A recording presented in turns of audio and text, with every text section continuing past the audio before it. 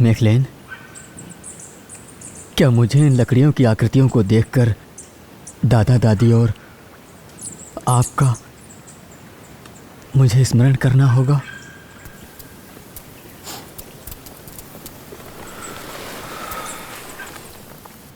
जो प्रमुख सूर्य में विलीन होते हैं और उनके पुरखे जो वंश को चलाते हैं, उनकी स्मृतियों के लिए ही मैं ये आकृतियां बना रहा हूं। लेकिन तुम घर से इतनी दूर यहां तक आए क्यों, बताओ? शत्रु यहां निकट ही हैं। सफेद खोपड़ी, मैं उनसे नहीं डरता हूं।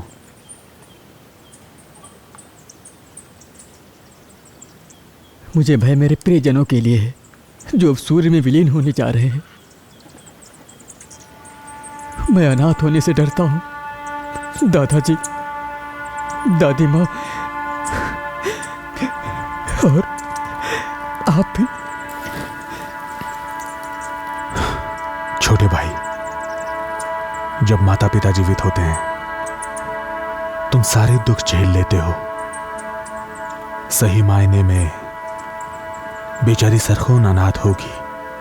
उसके पिता की हत्या हो गई और अब माता भी सती हो जाएंगी।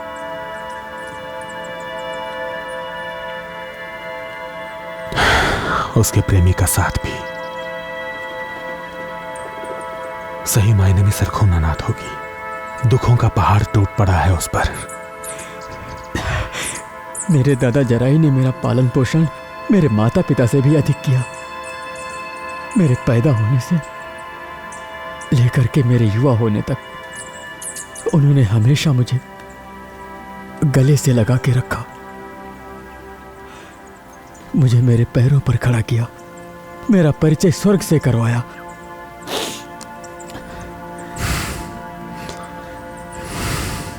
खौताए, तुम्हें याद रखना होगा, शांति के पर्वतों पे उन्होंने हमें एक महत्वपूर्ण निर्देश दिया था जब वो सम्मेलन के लिए रवाना हो रहे थे, याद है ना? वो निर्देश तुम्हें याद रखने हैं। तुम्हारी जिम्मेदारी है अपने पिता का सहयोग करके अंगोल जाति का नाम रोशन करने की। ये सारे के सारे निर्देश सिर्फ मेरे लिए ही नहीं थे, उन्होंने ये आपसे भी कहा था।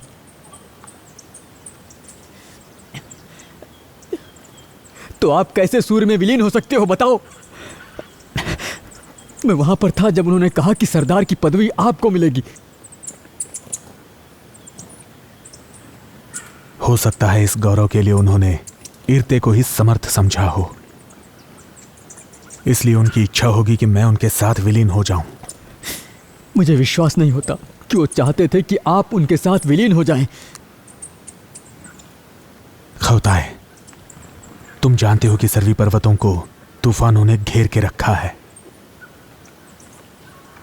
तुम सिर्फ महान जराए के पोते ही नहीं बल्कि सर्वी पर्वतों के रक्षक भी हो।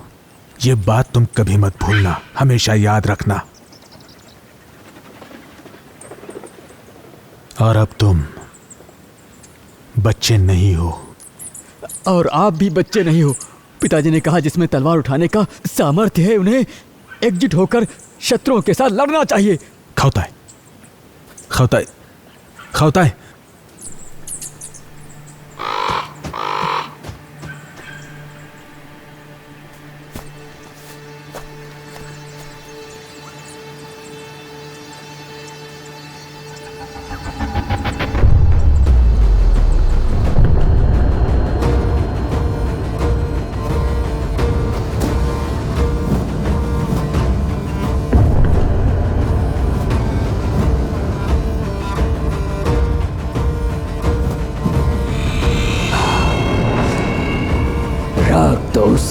जिसने पिता का रक्त बहाया है, भाई उस बेटे का जिसने सत्य को दफनाया है। तुम मेखलेन छोटे बेटे सर्वी पर्वतों के रक्षक जराई के, मेरी बात सुनो। मैं वो हूँ जिसकी हत्या खदान भूमि पे हुई थी, बुद्धिमान तालिका कौवा जाति से। मेरी बात सुनो और याद रखना मेरा हर एक शब्द। स्वर्ग तुम्हें भाग्य विधाता देखता है। तुम्हारी आवश्यकता पृथ्वी पर है, स्वर्ग में नहीं। स्वर्ग के संकेत को समझो, समझो तुम, समझो तुम।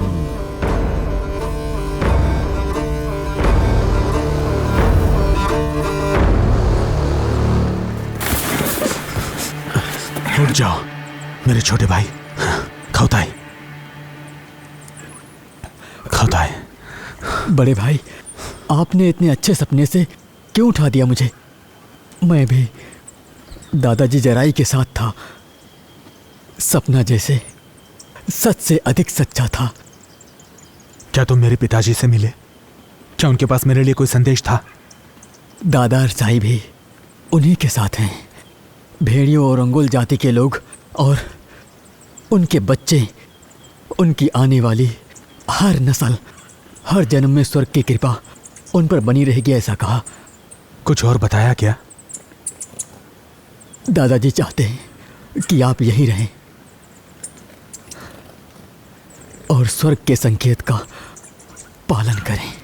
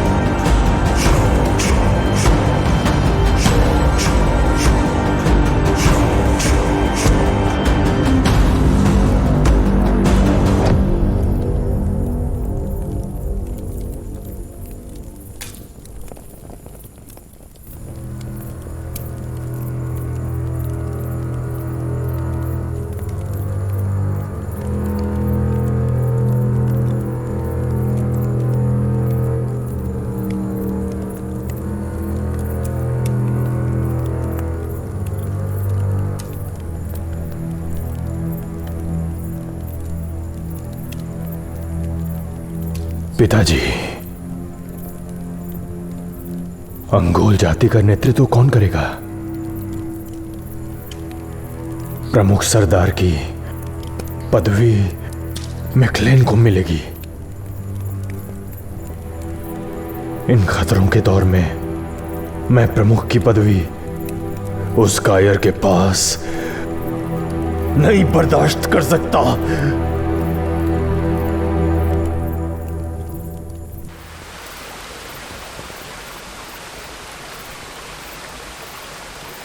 हर वो व्यक्ति जो मुझे प्रिय था जल्द सूर्य या चंद्रमा में विलीन हो जाएगा। अब इस जीवन को जीने का क्या मायने है? एक ऐसे पुरुष के साथ जिसे मैं नहीं जानती हूँ और प्रेम भी नहीं करती। इसी क्षण अगर नेत्रहीन हो जाऊं तो अंतिम छवि तुम्हारा ही होगा।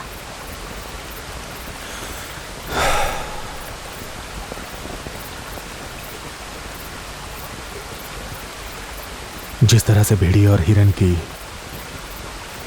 ये प्रतीकात्मक नक्काशी है, इन कंगनों पर उकेरी हुई हमारे दिलों का भी बिछड़ना हमारे भाग्य में निर्धारित है। ऐसे मत कहो। हम पृथ्वी पर दोबारा जन्म लेंगे। हमारी प्रेम कहानी अमर होकर रहेगी और तुम भेड़िया बन के आओगे और मैं हिरन। मेरी सिर्फ यही एक इच्छा है और इसके अलावा मुझे कुछ नहीं चाहिए। तो फिर जब हम सूर्य से लौटेंगे और पृथ्वी पर फिर जन्म लेंगे, मैं भेड़िया बन के आऊंगा और तुम हिरन के रूप में आओगी। हमारा मिलन जरूर होगा।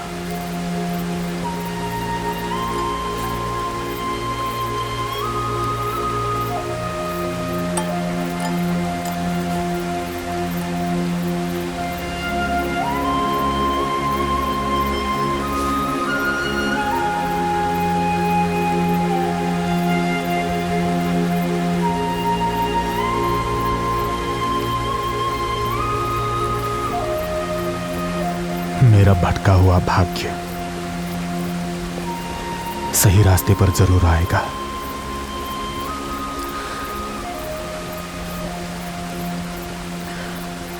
इस धन को जैसे मैंने पवित्र रखा है, अब इस धन को मैं तुम्हारे हवाले करती हूँ।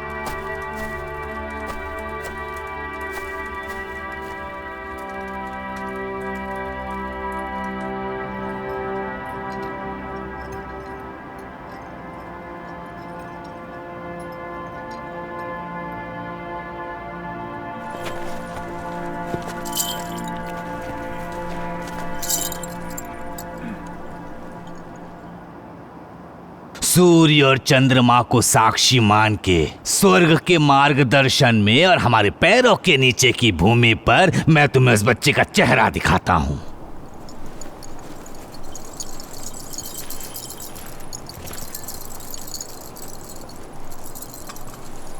शिरखी अंगोल जाति की राजमाता, सूर्य और चंद्रमा को साक्षी मान के स्वर्ग के मार्गदर्शन में और हमारे पैरों के नीचे की भूमि पर मैं तुम्हें उस बच्चे का चेहरा दिखाता हूं।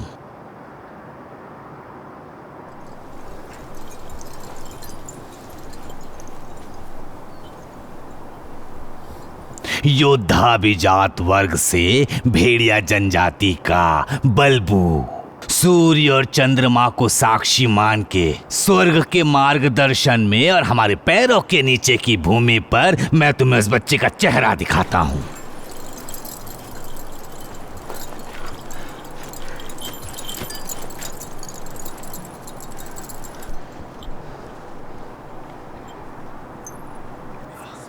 सरदार जराई का सबसे छोटा बेटा मैखलिन, 8 जनजाति का श्रेष्ठ सरदार, सूर्य और चंद्रमा को साक्षी मान के स्वर्ग के मार्गदर्शन में और पैरों के नीचे की भूमि पर मैं तुम्हें उस बच्चे का चेहरा दिखाता हूं।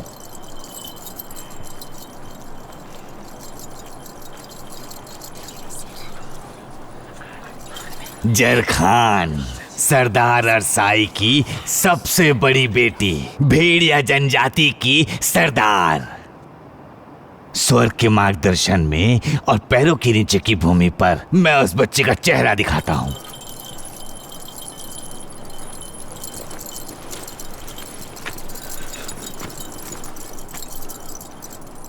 उन्हें अपना चेहरा दिखाओ, स्वर्ग को अपना चेहरा दिखाओ।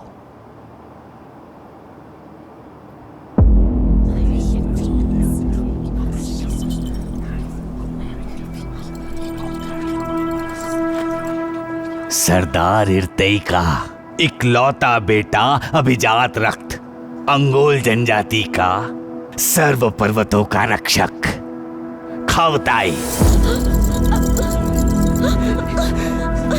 मुझे जाने दो मुझे, खावताई। माँ,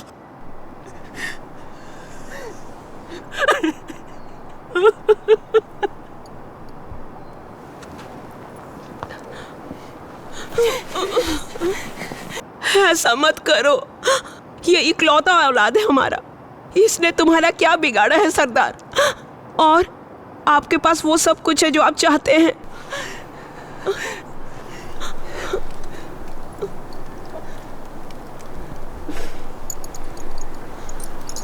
मैं जो कहने वाली हूं उससे आपको डरना चाहिए।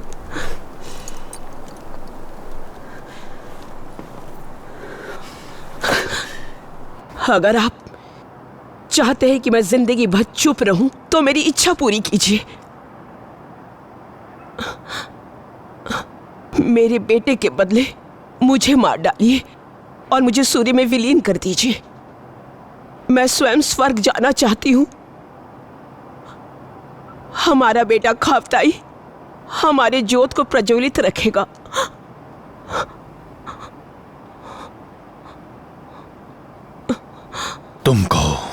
तुम कहो तांत्रिक, क्या वो व्यक्ति जिसने अपना चेहरा दिखा के सूर्य को अर्पित किया हो उसे बदल सकते हैं क्या? सरदार, परंपरा के अनुसार रक्त का रिश्ता ना हो तो विवाह के रिश्ते से जुड़ा व्यक्ति स्वेच्छा से स्वयं को नियुक्त कर सकता है।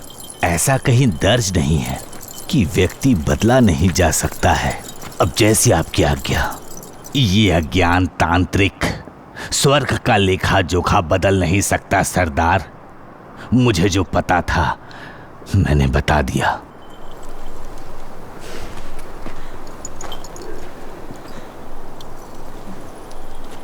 तुम चाहे कितने भी शक्तिशाली क्यों ना हो तो एक बेटे का बाप।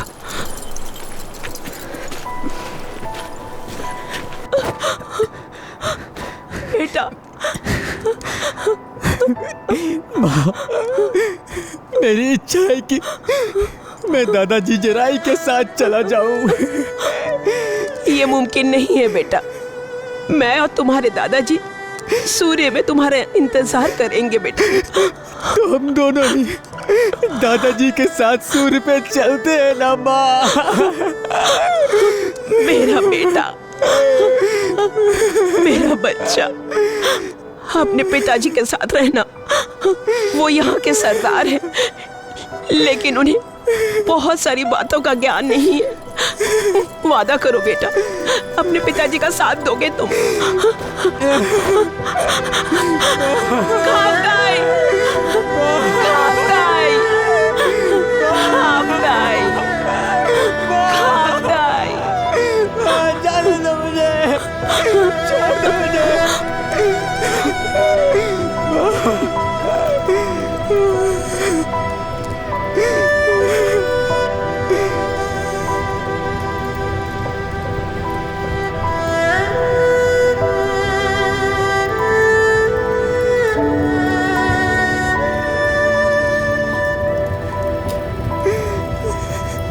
उनके परिवारजन भी सूर्य में विलीन होंगे।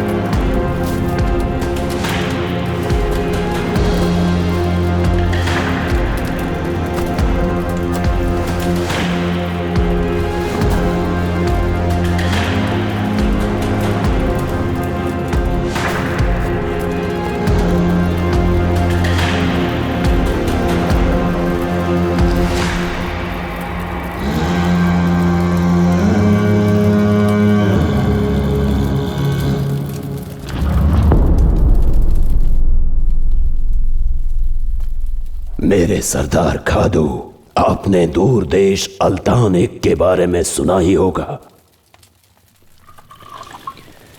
मैंने सुना है, कहते हैं कि वो हजारों नदियां और पर्वतों के परे है। कहा जाता है कि वहां का सरदार सम्राटों का सम्राट है और वो सीधे सूर्य से प्रकट हुए हैं। मुझे लगता है कि आपको 33 जनजातियों की प्रजा को बड़ी मात्रा में उसी देश में पलायन करवाना चाहिए सरदार। ये अच्छा रहेगा।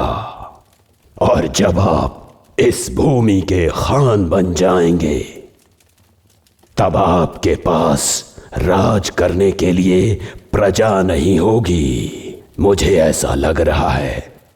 अंगोल पे विजय प्राप्ति के बाद मैं इस जन पलायन को रोकने की कोई योजना बना लूंगा। बढ़िया।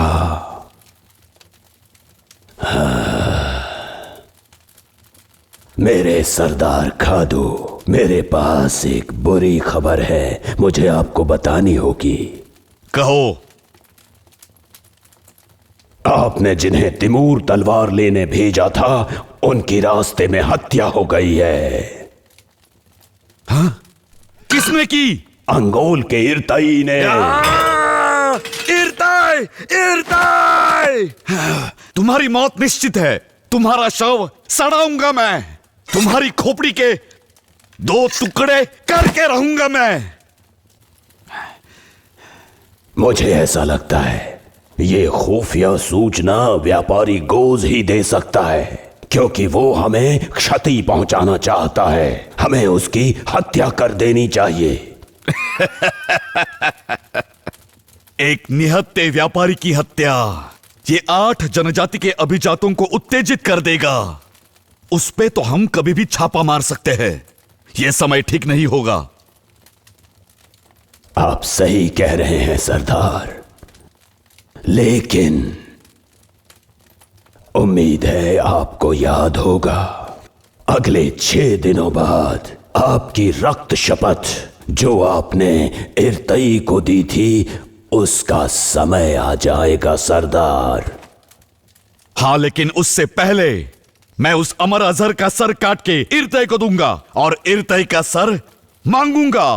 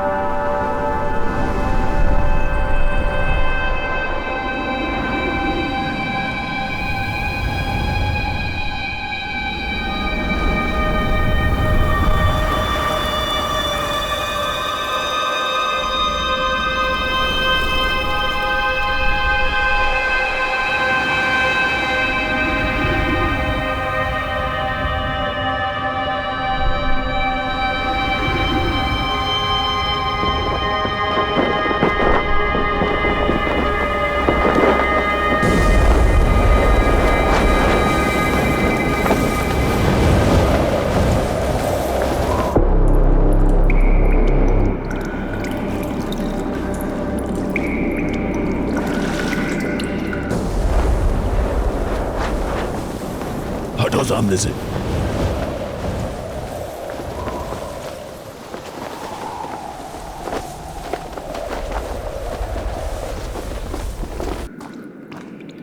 खादून, खादून, स्वर्ग के नियम में मानव जाति का बलिदान वर्जित है मेरे बेटे। सरदार की पदवी बलपूर्वक हड़पना स्वर्ग को क्रोधित कर देने के बराबर है। हमारी निर्दोष प्रजा की हत्या हजारों बुरी आत्माओं को उत्तेजित कर देगी। इस तरह का पागलपन वर्जित है बेटा। इस विधि को रोको और स्वर्ग से क्षमा मांग लो तुम।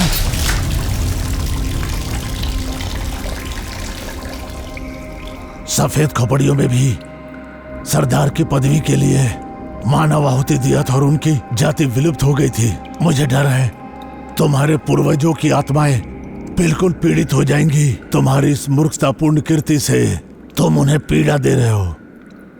मैं नहीं, तुम्हारी जीभ पीड़ा दे रही है, इसलिए मुझे उसे काट देना चाहिए।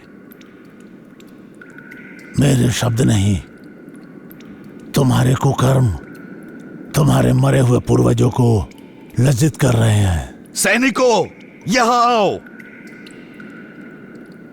इस किसान को बंदी बना लो।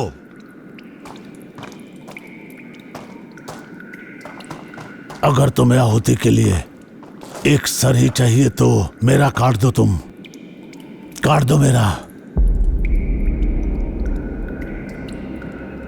तुम्हारी सरदारी में हमारी खदान जाति सफेद खोपड़ियों की जाति में परिवर्तित हो जाएगी। मेरी तलवार अब तक रक्त रहित है। अगर इससे मैंने तुम्हारा सर काटा तो बुरी आत्माएं उत्तेजित हो जाएंगी। समझे सेवगी? मैं दोबारा नहीं कहूंगा। तुम खदान भूमि इसी क्षण छोड़कर चले जाओ, क्योंकि तुमने मुझे पाल पोस कर बड़ा किया है, इसलिए मैं तुम पे दया करके जीवित छोड़ रहा हूं। इस महान सेवगी को यहां से कोसों दूर ले जाओ और ये इस भूमि पे फिर से दिखाई ना दे। ले जाओ इसे।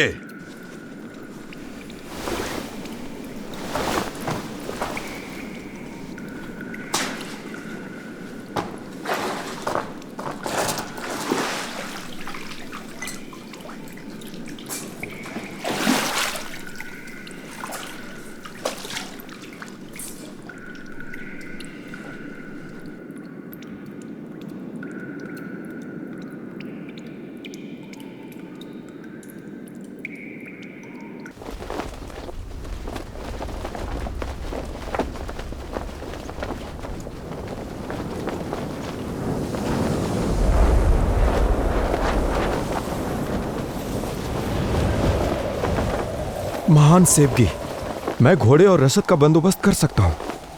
बस एक बार इसके लिए मुझे आदेश कर देखें। बेटा,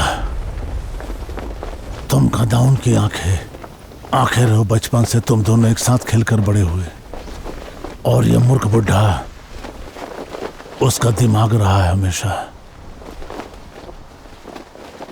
हमेशा गदाउन का साथ देना और सेवा करना। बेटा, उसके शरीर की आंखें तो ठीक हो गई है, पर उसके दिमाग से वो अंधा हो गया है।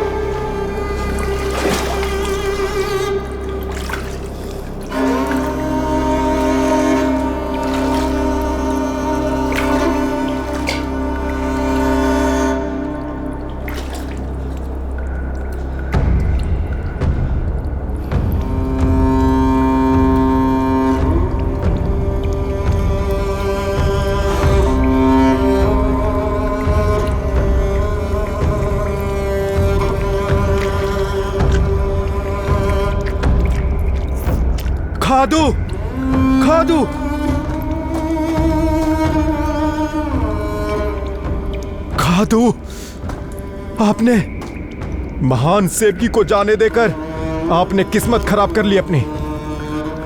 अब आप अंधे हो, भविष्य को देखने में नाकाम हो। आपके लिए मेरी सेवा यहीं समाप्त होती है, मेरा दायित्व यहीं खत्म होता है।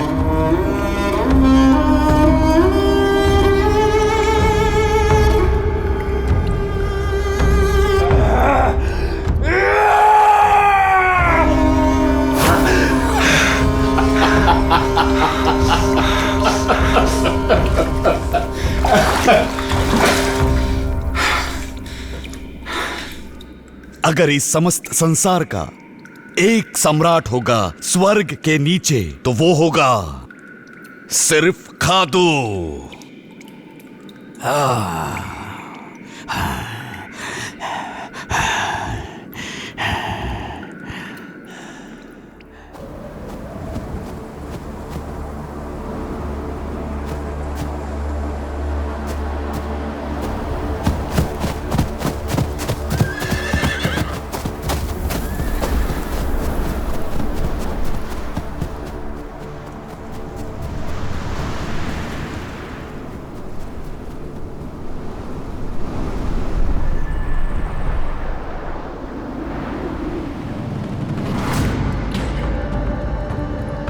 बटी हुई 8 जनजातियों को एक साथ जोड़ना होगा। इसीलिए मैं आपको ये रक्त की आहुति देता हूं। मुझे इन बटी हुई बिखरी हुई प्रजा को एकजुट करके इन पे राज करना है। अपने बेटे खादू का भूमि ही नहीं, आकाश में भी राज स्थापित कीजिए। अगर आप मुझ पे प्रसन्न हैं और सम्राट का मुकुट मुझे देंगे, तो मैं लहराते हुए भाले और तलवार की तरह मजबूत हो जाऊंगा। मैं किसी शत्रु पे कभी कोई दया नहीं करूंगा। मैं उनके खून को उबाल के उनके समस्त वंश का सर्वनाश कर दूंगा। मैं हर बंधन से मुक्त हो जाऊंगा। मैं उनकी हर औरत को अपनी दासी बनाऊंगा। मेरी प्रार्थना सुनिए युद्ध के देवता। इन कुंवारी कन्याओं के आंसुओं की आहुतियों को ग्रहण कीजिए, भोग स्वीकारिए। मुझे आशीर्वाद दीजिए कि मैं अंगोल और इस भूमि के हर जाति पर मैं अपना एक छत्र आधिपत्य स्थापित कर सकूं। मुझे यह वरदान प्रदान कीजिए।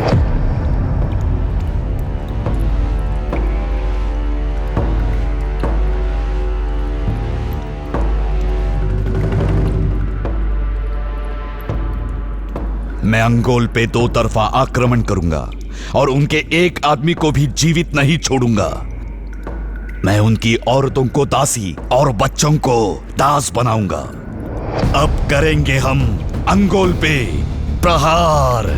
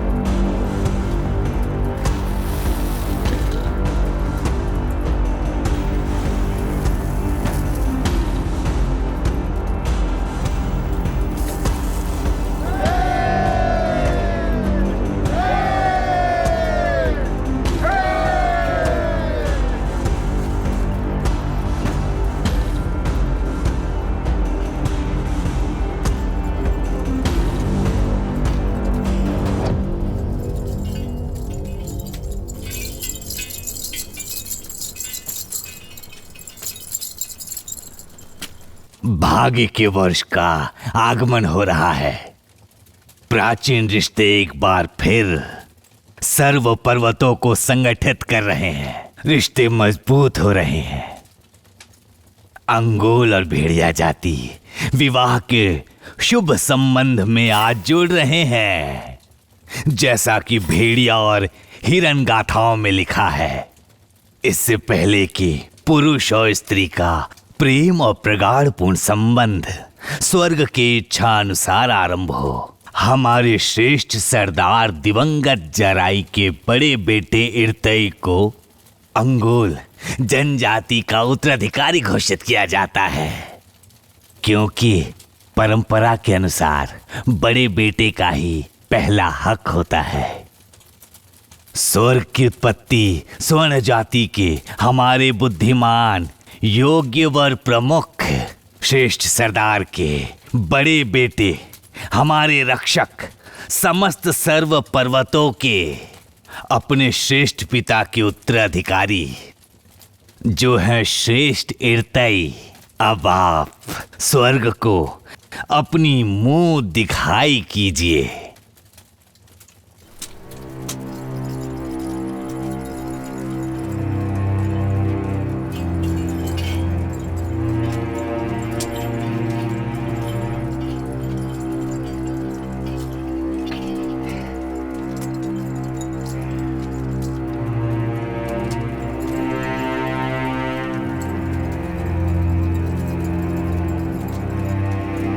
भाग्य के वर्ष का आगमन इस भूमि पर हो गया है। स्वर्ग का आदेश है, भाग्य के उद्धारकर्ता को चुन लो और स्वयं ही भाग्य विधाता बन जाओ।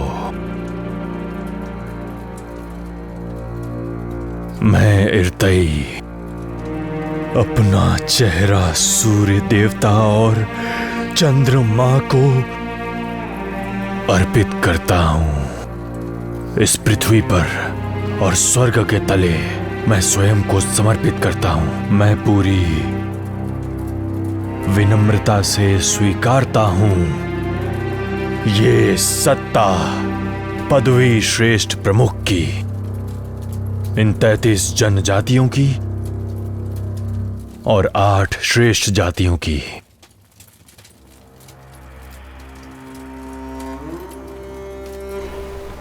जब तक मैं ठीक न हो जाऊं,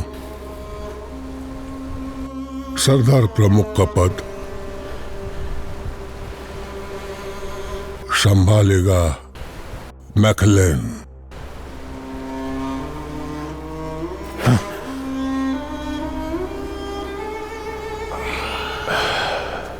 पिताजी, क्या मुझ में कठिनाइयां झेलने की सहन शक्ति नहीं है? मैंने आपके साथ मृत्यु से संघर्ष नहीं किया। आप श्रेष्ठ प्रमुख की पदवी मैकलेन को क्यों दे रहे हैं?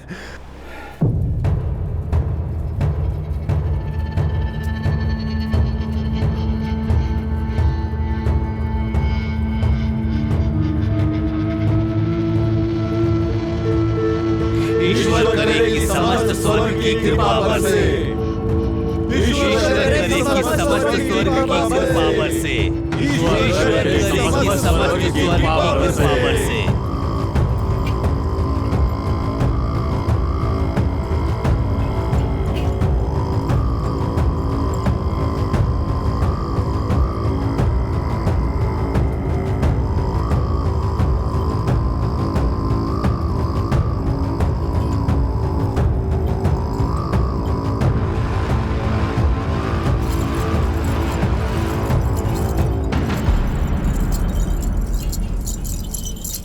इस सत्ता के श्रेष्ठ सरदार, इस भूमि की 33 जनजाति और 8 श्रेष्ठ जनजाति जो उनका नेतृत्व करती है, जो प्रमुख है अंगोल जनजाति के इर्तई।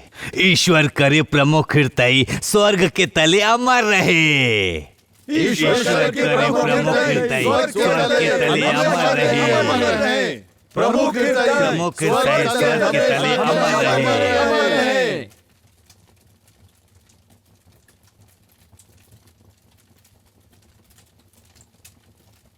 मुझे क्षमा करे साम्राज्य के श्रेष्ठ सरदार इर्तई। जब से सरदार तालिका की मृत्यु हुई, उनके बेटे खारकोई की सेहत बहुत खराब है।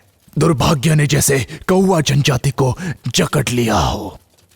इसलिए आपके सम्मान में वो स्वयं उपस्थित होने में असमर्थ रहा। हमारी जाति को बसने के लिए एक भूमि की बहुत जरूरत है।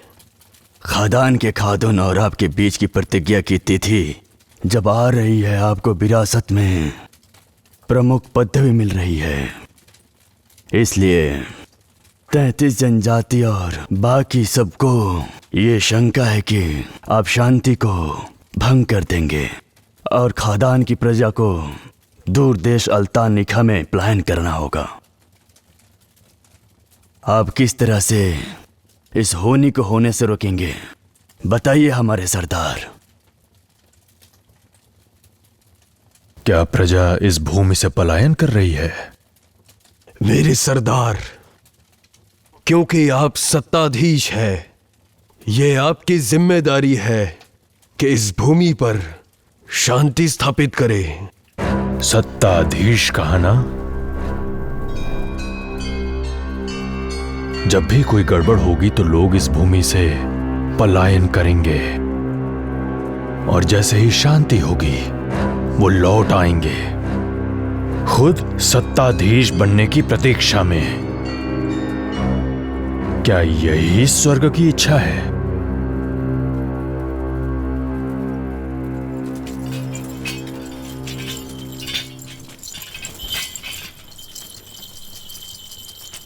परंपरा के अनुसार नए श्रेष्ठ सरदार अपना सर्वप्रथम आदेश सभी को दे। इस सभा को अपना पहला आदेश दीजिए श्रेष्ठ सरदार इर्तई।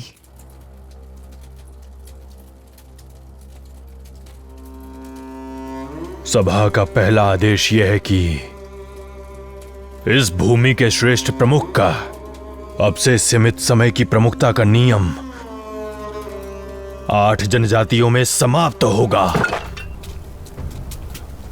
और अब से श्रेष्ठ प्रमुख की पदवी अंगोल और भेड़िया जनजातियों की विरासत होगी।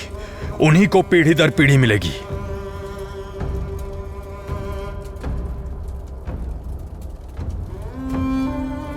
और श्रेष्ठ प्रमुख का नया खिताब स्वर्ग तले खान कहलाएगा।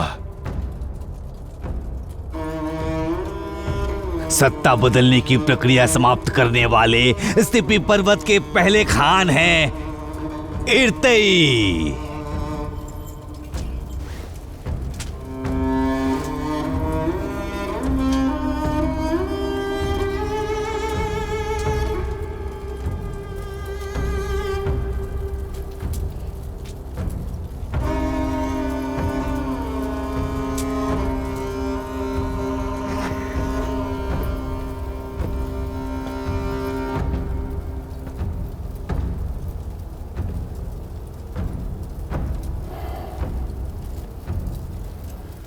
हमारी सरीन जनजाति ने आज तक कभी किसी से आश्रय नहीं लिया, चाहे जितनी भी मुश्किलें हो। थैन तेगा पर हम लोग शासन करते आए हैं और अस्तिपी के सम्मानित लोग हैं। हमें आज तक अलखान एक भूमि से परहेज रहा है। तुम्हें शांत रहना चाहिए।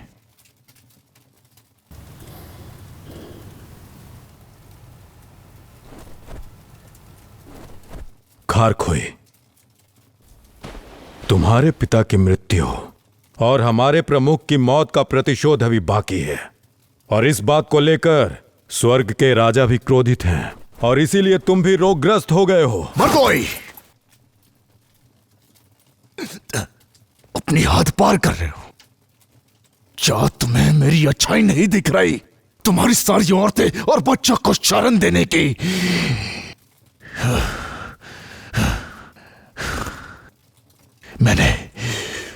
मैंने वचन दिया है बोरोंज को, जो तुम्हारे सरदार की बेटी है। मैं उसे तोड़ नहीं सकता हूं। बोरोंज, सारिन जाति और कावा जाति किसी दूर देश में सुख और शांति के लिए पलायन करने वाले हैं। वो इस बात को नहीं जानती बेचारी। उससे मुझे कोई फर्क नहीं पड़ता।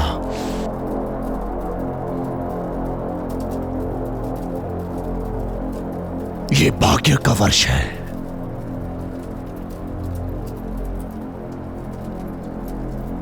हमारी कौवा जनजाति को त्याग दिया था पूर्वजों ने। हम सब ने उसके दुष्परिणाम भोगते हैं। तुम्हें दिख नहीं रहा क्या? हमारे आगे एक बहुत बड़ा युद्ध है। अगर हम दो जाति एकजुट भी रहते हैं, हम मसल दिए जाएंगे खदान, अंगोल और भेड़िए के अंतर कला में।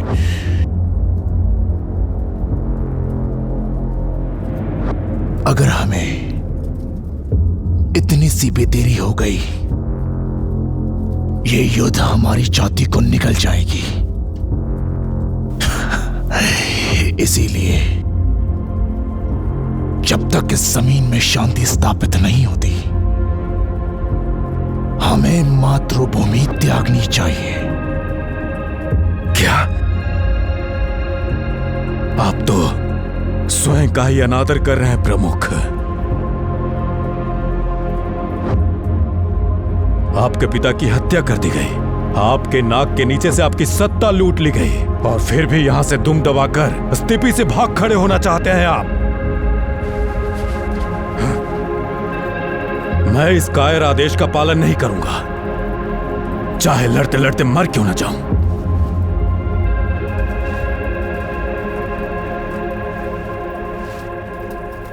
मैं बरदोई के साथ हूं। मैं प्रार्थना करता हूं कि आप सब लोग सुरक्षित रहे।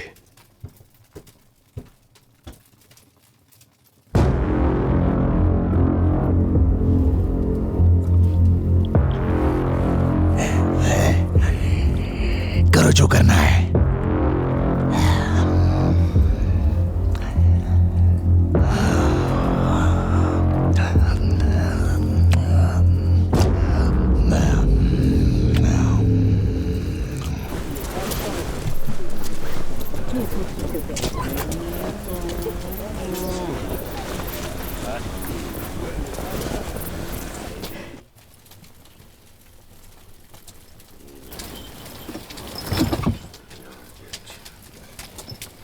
मेरे खान, जातियों के प्रमुख जो विवाह में उपस्थित हुए अपनी भूमि अब लौट गए। भाग्य के वर्ष के दुष्परिणामों के भय का बहाना बता के भाग गए। वो नई भूमि खोज रहे हैं। वो आपके नए खान होने की पदवी का रुतबा नहीं मानते और खानदान के साथ मिलकर षड्यंत्र भी कर सकते हैं आपके खिलाफ, और वो लोग आपके विपरीत भी जा सकते हैं। अगर ऐसा नहीं होता तो वो आपके साथ उत्सव मनाते यहां। स्वर्ग मुझ पे प्रसन्न है, इसलिए मुझे खान की पदवी दी, पर मुझे इस भूमि की जनजातियां अपना नहीं रही हैं। एक बार मैं खदान पे विजय प्राप्त कर लूं, मैं हर किसी को तलवार की धार से एकजुट कर लूंगा। अब अंगोल और भेड़िया जनजाति के सिवाय स्टेप्स में कोई जनजाति नहीं रही। आप ये अच्छे से जानते हैं।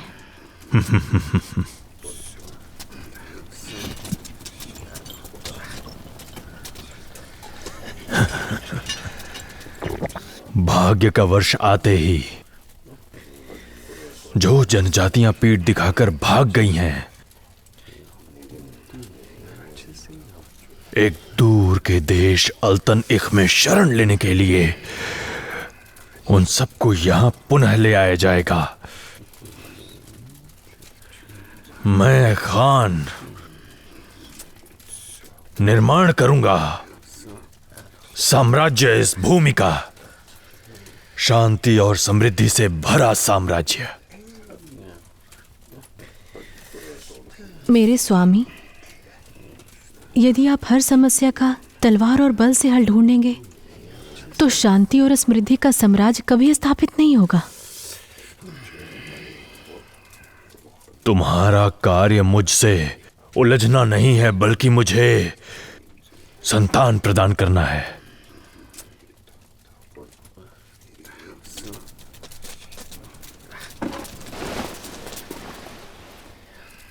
समझ लो, यही है उत्सव जो महान विजय से पहले मनाया जाता है। ईश्वर करे हमारे सरदार कीर्ति अमर रहे। ईश्वर करे महारानी सरहून ढेर सारे संतानों को जन्म दे।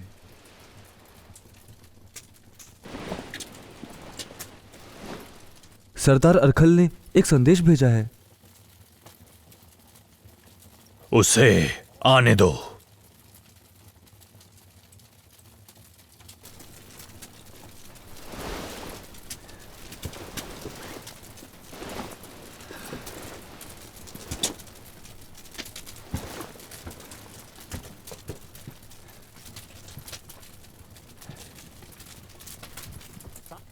ईश्वर करे सरदार स्वस्थ रहें। प्रमुख अरखल ने आपके शुभ विवाह के हेतु कुछ बेहतरीन घोड़े आपके लिए भेजे हैं, स्वीकार करें। सरदार अरखल से एक त्रुटि हो गई है। मैं अब प्रमुख नहीं बल्कि इस भूमि और पर्वतों का खान हूं।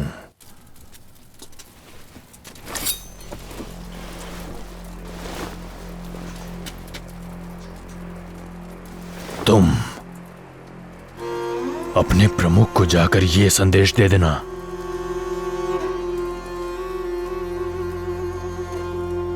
कि अब से अक्चिन जातियां स्वतंत्र नहीं हैं। अब से वो सिर्फ अंगोल साम्राज्य के अस्तबल और घोड़ों की सेवा करने वाले श्रमिक हैं। ये खान का आदेश है।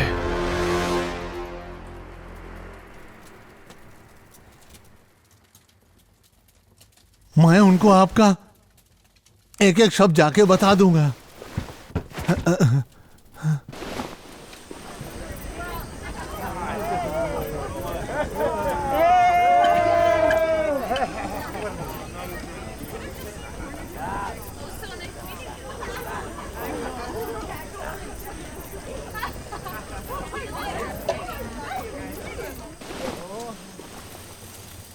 मेरे खान, मुझे माफ कीजिएगा। खदान के खादू ने सफेद खोपड़ियों का सर काट के भेजा है विवाह के तोहफे के रूप में। हाँ?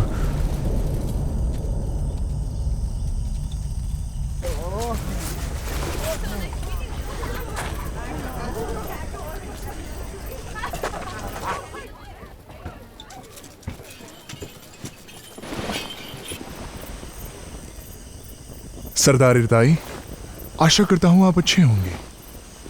सरदार खादू ने आपके लिए कुछ भेजा है। शपथ के अनुसार आप स्वयं को मृत्यु दंड देकर आपको अपना सर कटवा के खादू को देना पड़ेगा।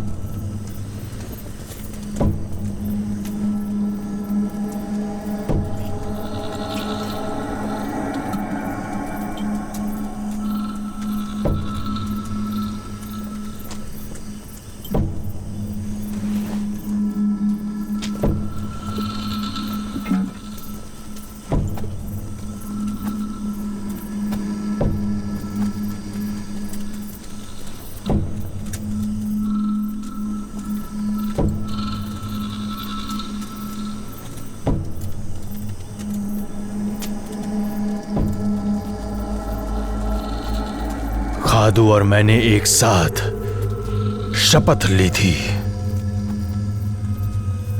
कि हम में से जो भी विफल होगा वो अपना सर कटवा के दूसरे को दे देगा।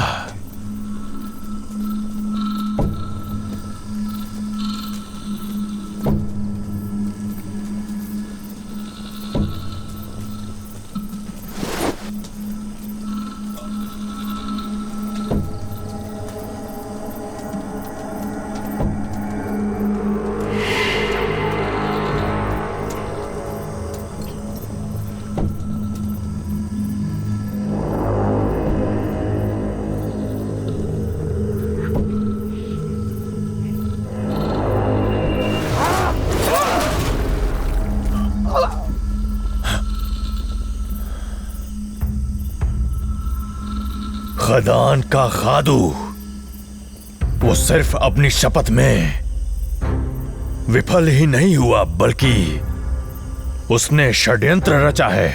अंगोल और चुनोज जाति पर आक्रमण करने का उसने हमारा उपहास किया है। इसीलिए मैं खान होने के नाते स्वर्ग की प्रतिज्ञा लेता हूं कि आज की रात भोर होने से पहले खदान पे आक्रमण होगा। आज की रात ही योद्धाओं को तैयार करो। मैं इर्तई खान इन बटी हुई जनजातियों को एकजुट करूंगा और हमारी इस भूमि को एक छत्र राज में स्थापित करूंगा।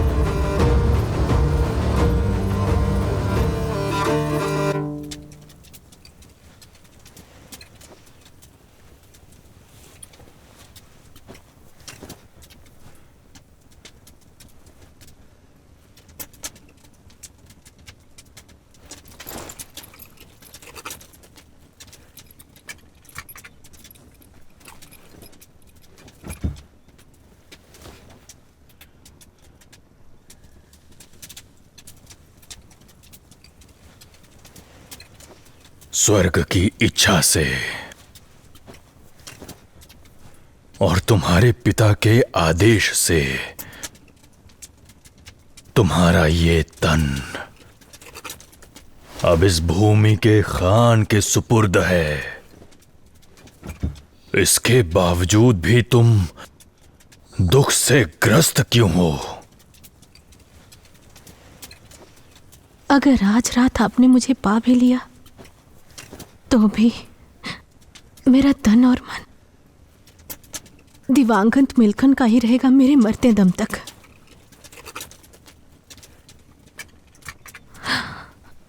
अगर आप चाहते हैं तो जबरदस्ती मेरे तन को पा लीजिए।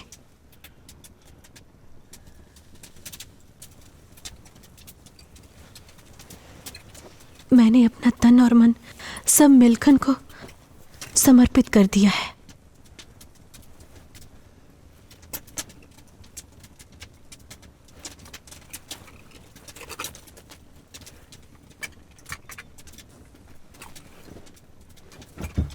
एक औरत का दिल और भरा हुआ जाम छलक ही जाता है अगर एक बार दिल लगी हो जाए तो।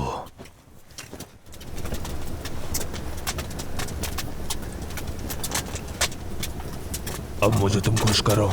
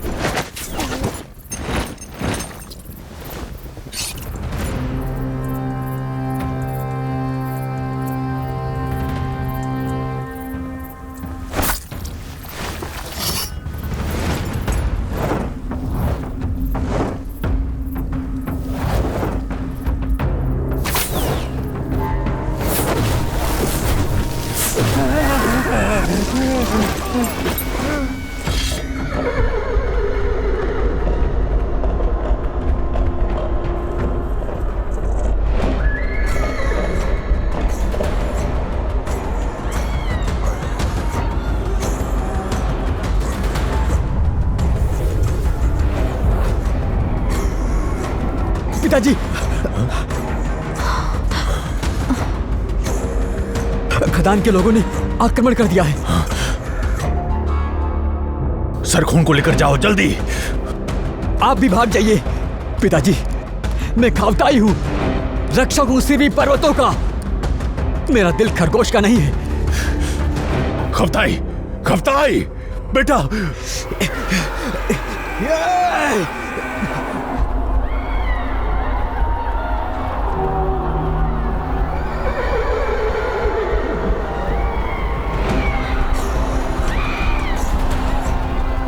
ईरताई, तुमने अपने आप को प्रमुख सरदार घोषित किया, विवाह कर लिया और तुमने मुझे आमंत्रित भी नहीं किया। लेकिन फिर भी मैं इतना करुणा से भरा पुरुष नहीं जो तुम्हें विवाह पे भेंट दूंगा। क्योंकि तुमने मुझे आमंत्रित नहीं किया तो देखो मैं स्वयं ही यहां चला आया, यह सोचकर कि शायद तुम भूल गए होगे।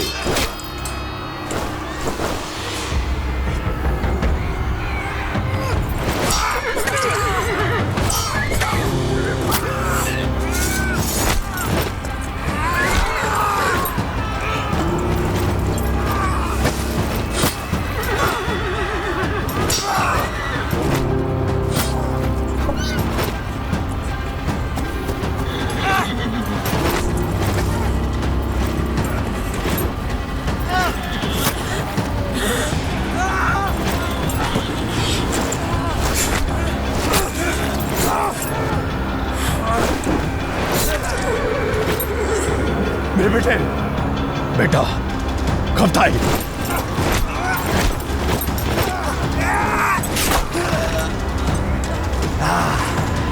ईरताई, ईरताई। बेटा, प्रथम खान का वंश यहां समाप्त नहीं होना चाहिए।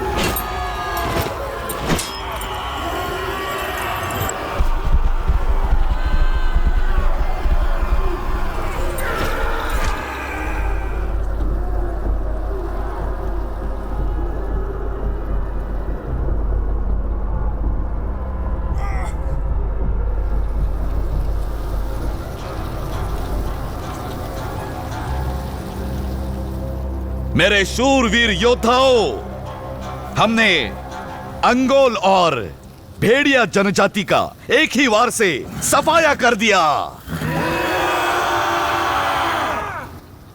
अंगोल जाति और भेड़िया जाति के लोग जिन्होंने बुद्धिमान तालिगा कौवा जाति की हत्या की थी, हमारी भूमि पे से अब वो सब लोग पूरी तरह से विलुप्त हो गए हैं। यह हमने कर दिखाया। मैं स्वर्ग के तले एक ही खान की पदवी से सहमत हूं। हम सूर्य देवता और चंद्रमा की संतान अब इस समस्त भूमि के स्वामी है। इरतई जिसने खुद को खान घोषित किया था, उस कायर को उसी की भूमि पर हमने पूरी तरह से नेस्तनाबूद कर दिया है और खदान जाति के गौरव का हर कोई साक्षी है।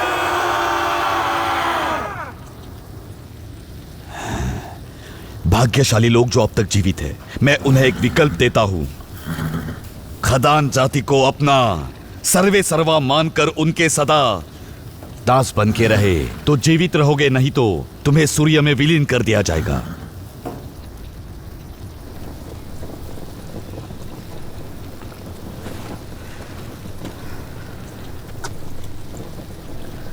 तुम्हारे अतिथि की हत्या तुम्हारे घर में हुई, फिर भी दूसरे दोषी हैं।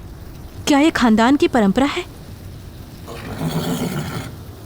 तुमने तो रक्त स्थापित ली थी और जब तुम इसमें विफल हुए, तुम रात्रि के अंधेरे में आक्रमण करते हो। क्या ये भी खानदान की परंपरा है? तुम औरतों और छोटे बच्चों को विभत्स रूप से भयभीत करते हो। क्या ये भी खानदान का गौरव है? अगर तुम शक्तिशाली होते तो दिन दहाड़े युद्ध के लिए ललकारते। मुझे यहाँ सिर्फ एक खरगोश दिल दुर्बल दिख रहा है जो अपना दोष औरों पे मढ़ता है। मैं ऐसे कायर पुरुष से दया का दान नहीं मांगूंगी। मार डालो मुझे। रुको।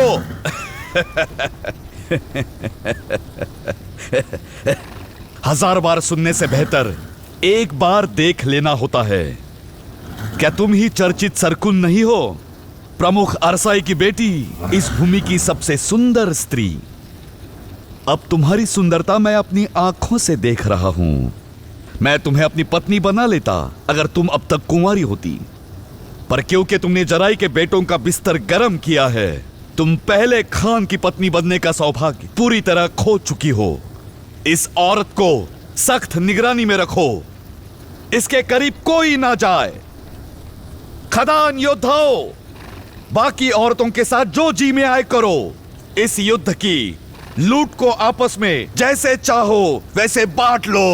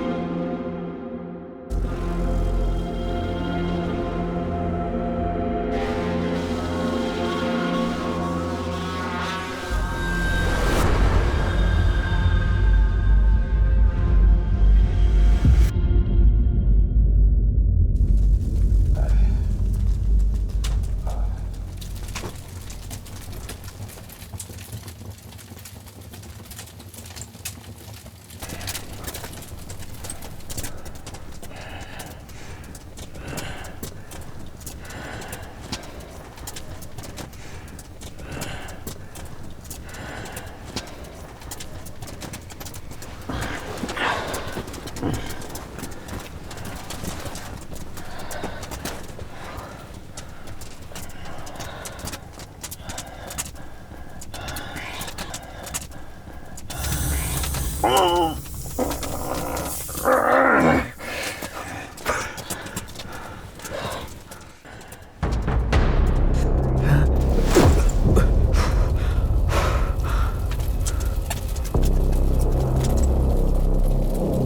हो तुम? अपना चेहरा दिखाओ।